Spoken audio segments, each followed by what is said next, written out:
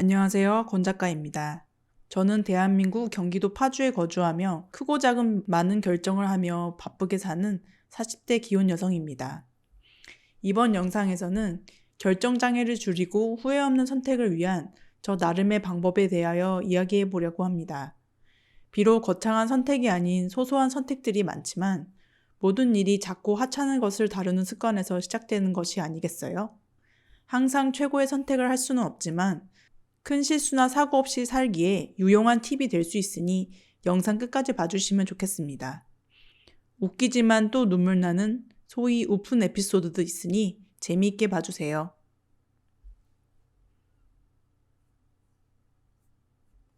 먼저 맛집에 대하여 정의를 해보겠습니다. 저에게 맛집은 말 그대로 맛이 있는 식당을 뜻합니다. 유명하고 인스타그램에 올릴 만한 사진을 찍을 세련된 공간을 뜻하는 것이 아님을 밝힙니다. 그런 맛있는 집을 고르는 저만의 비법을 알려드릴게요. 참고로 승률이 거의 95%입니다. 먼저 식사를 할 장소를 네이버 지도에서 검색합니다.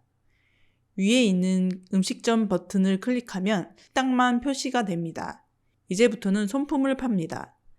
끌리는 종류의 식당을 클릭해서 리뷰를 살펴봅니다.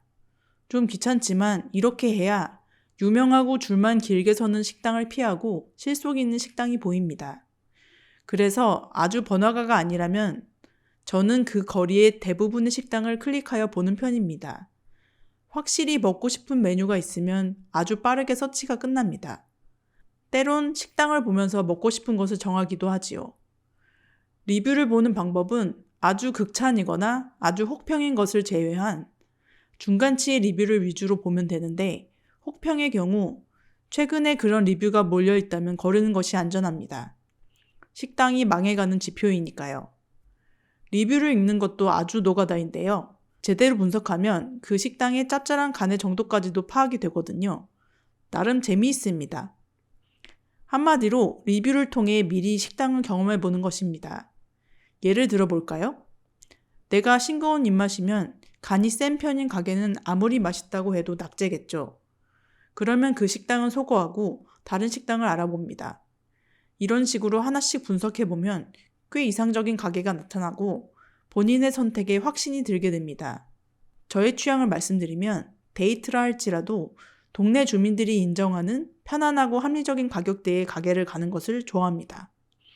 너무 노포나 세련된 가게보다는 평범하되 제값을 하는 곳을 선택합니다. 소위 가성비를 중시하는 것이죠. 다만 제가 타협을 안 하는 부분이 있다면 깨끗하고 자리가 편안해야 해요. 그래서 식당 내부 사진과 위생 관련 리뷰를 꼼꼼히 봅니다. 간혹 리뷰가 없는 식당이 있는데 제 경험상 모험입니다. 영업을 들쑥날쑥하거나 음식이 진짜 별로인 경우가 많았습니다. 사실 적당히 괜찮아도 좋은 리뷰가 많이 달립니다. 그리고 특별한 날이나 가족 모임일 때 가는 식당은 가성비보다는 고급스러운 분위기나 단독 룸, 유아의자 구비 등의 편의성이 더 중요하잖아요. 그래서 그럴 때는 유명한 집도 고려해서 시뮬레이션을 해봅니다. 유명한 가게는 퀄리티가 보장된 곳이 많아서 예약만 잘하면 이러한 선택도 꽤 좋습니다. 단, 예산은 넉넉히 잡아야겠죠. 예산이 적다면 앞에 말씀드린 손품을 팔고요. 좋은 미용실 역시 정의를 먼저 하고 들어가겠습니다. 저에게 좋은 미용실이란 합리적인 가격으로 편하게 디자이너에게 원하는 스타일을 말할 수 있고 그 스타일을 솜씨 좋게 만들어주는 곳입니다. 영업장으로서 위생과 실력은 기본이겠고요. 저는 20대 때는 2달에 한 번꼴로 미용실에 갈 정도로 변신을 즐겼던 사람으로 남부럽지 않게 미용실을 다녀봤습니다. 20년 전 이대 앞에 저가 미용실의 대표주자였던 꽃샘 미용실을 아주 밥 먹듯이 자주 갔었답니다. 물론 어렸을 때는 미용사들에게 관리 못한다고 혼도 났고 호구도 많이 당했지요. 우울증이 한창 심하던 시기에는 미용실 가기가 두려울 정도였어요. 하지만 이젠 합리적인 가격으로 만족스러운 헤어스타일을 유지하고 있습니다. 미용실에 가면 쫄던 소심한 마음도 사라졌고요. 서론이 길었는데 제가 추천하는 방식은 1인 미용실이나 체인점 미용실에서 디자이너를 정해서 예약을 하는 것입니다. 중요한 것은 반드시 디자이너를 지명하고 예약을 하는 시스템을 찾는 것입니다. 헤어 디자이너도 사람이기에 준비가 된 상황에서 여유 있게 손님을 맞는 것이 최상의 결과를 내고 피차 감정적으로 상할 일도 거의 없게 됩니다. 1인 미용실은 디자이너가 사장님이고 체인 미용실의 디자이너들은 대부분 프리랜서 계약입니다. 다시 말해 대부분의 디자이너들이 개인 사업자 마인드이기에 최선의 조건을 고객이 먼저 제안하고 그들을 존중하면 그들도 상응한 서비스를 줍니다. 이렇게 1차로 마음에 드는 디자이너를 정해서 예약을 하고 실전에 부딪혀 봅니다. 이 방법도 왕도는 따로 없고 나의 드림 디자이너를 만날 때까지 계속 예약하고 시술 받는 겁니다. 디자이너를 고를 때는 당연히 리뷰를 참고하지만 사람은 궁합이 다 다르니까 겪어봐야 합니다. 그래서 당분간 헤어 유목민 생활을 할 수도 있지만 나와 궁합이 맞는 디자이너를 만나면 삶의 질이 많이 상승합니다. 저 역시 파주에 와서 몇 번의 시행착오 끝에 만난 헤어 디자이너에게 최근 몇 년간 마음 놓고 머리를 맡기고 있는데 해볼 만한 노력이라고 생각합니다. 덕분에 인생에서 가장 잘 어울리는 머리 모양도 찾았고 미용실에 다녀오면 기분 전환이 확실히 됩니다. 단 정말로 특별한 취향이 없이 기장만 커트하는 분은 이 방법은 무용지물이겠지요. 저도 과거 일자 똑단발을 3년간 유지하던 시절에는 그냥 가장 싼 미용실에서 커트만 해도 만족스러웠으니까요. 즉, 위의 방법은 현재의 저와 같이 한정된 예산으로 가끔 변화를 주면서 깔끔한 이미지를 유지하고 싶은 분들께 추천하는 방법입니다. 병원은 간단한 검진이나 감기 등의 가벼운 병증의 치료는 집에서 가까운 곳에서 하는 것이 선택의 중요한 포인트입니다. 급하게 자주 방문해야 하는 경우가 많기에 마트처럼 편하게 드나들 수 있는 곳이 좋다고 생각합니다.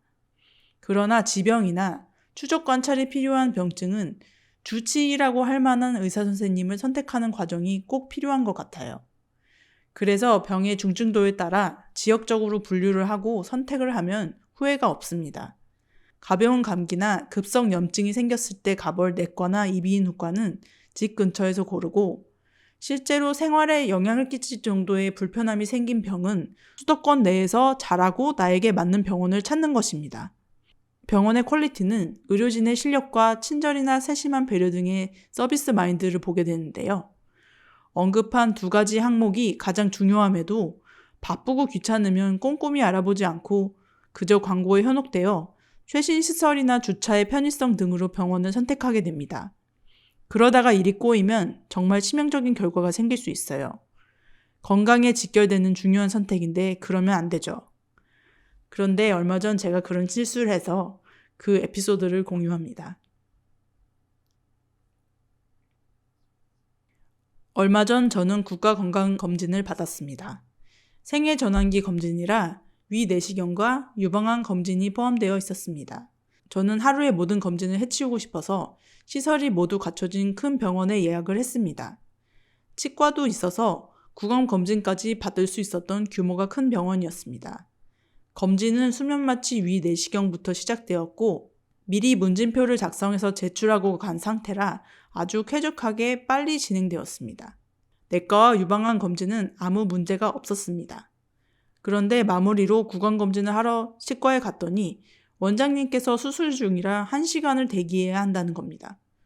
수면마취가 깨서 통증이 있기도 하고 피곤해서 다음에 온다고 하고 3일 후에 다시 방문했습니다.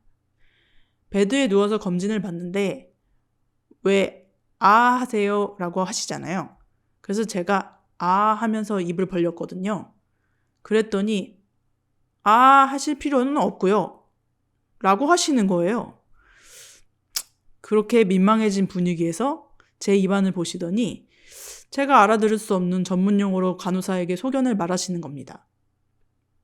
저한테는 한마디도 더 안 하시고요.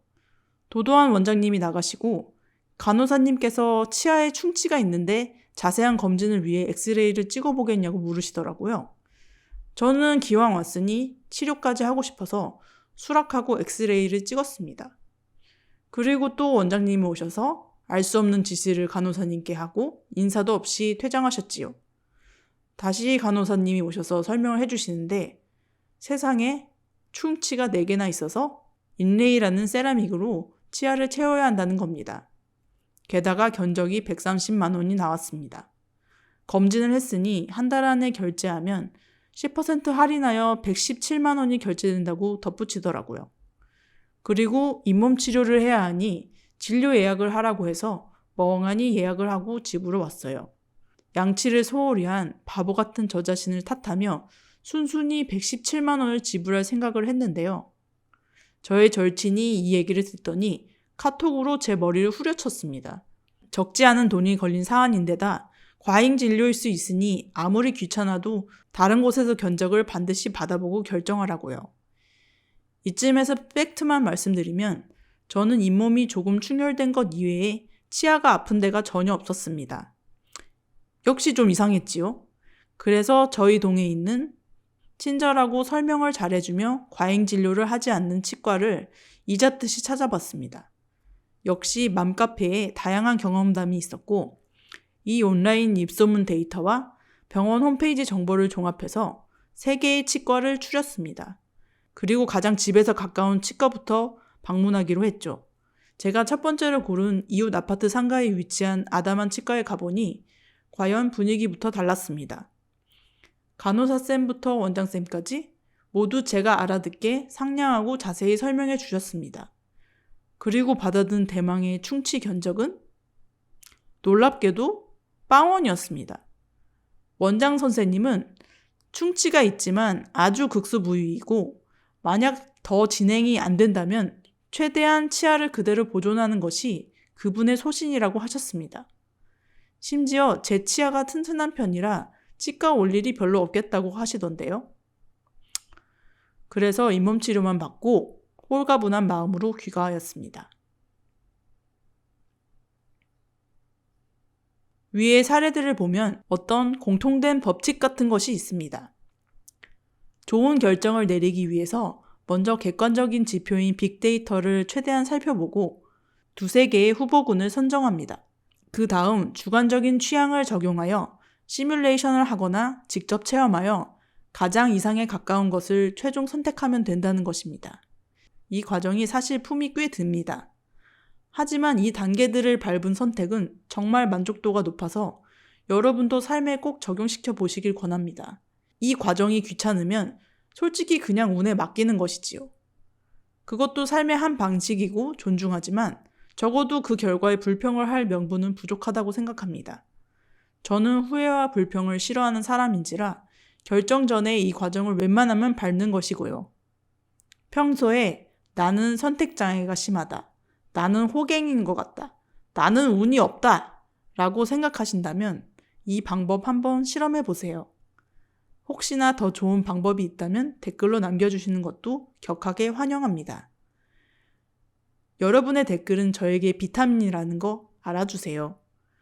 오늘도 시청해 주셔서 감사합니다. 그럼 우리 다음 영상에서 봐요.